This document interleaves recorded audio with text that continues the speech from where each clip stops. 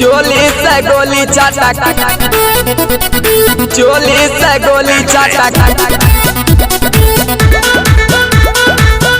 अरे काहे बेटा केला घूमत लाड़ू?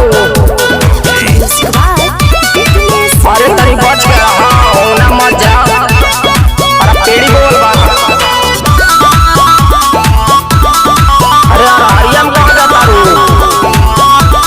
ये मेडा आइल बारू गोरी लंदन सहारा से, बच के रहा तू खियारा से, खियारा से कतना कहीं। आइल बारू गोरी लंदन सहारा से, बच के रहा तू खियारा से। लल्ला का डारी नयन तीरा कमानी,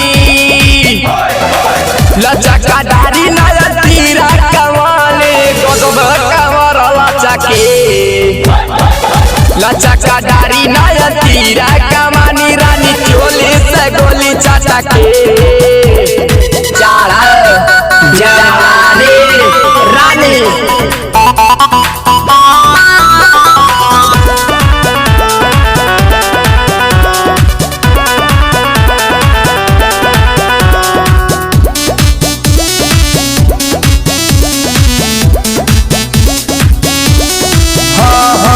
बतिया के माना मैडम जितना ही खाना मैडम, बाली उम्र तोहर बाटे ना।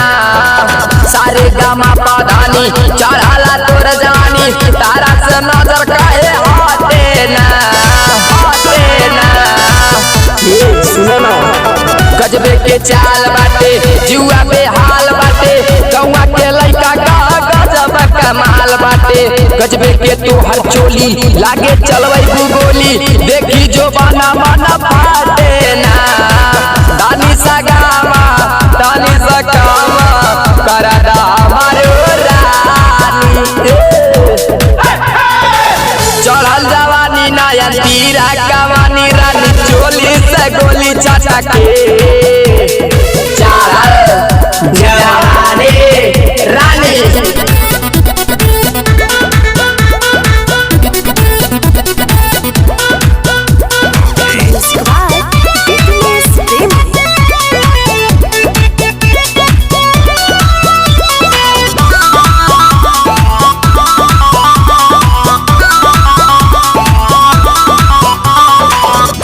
रमेश रानी करल चाहे मनमानी, कमलेश बाबू चाहे सटेना।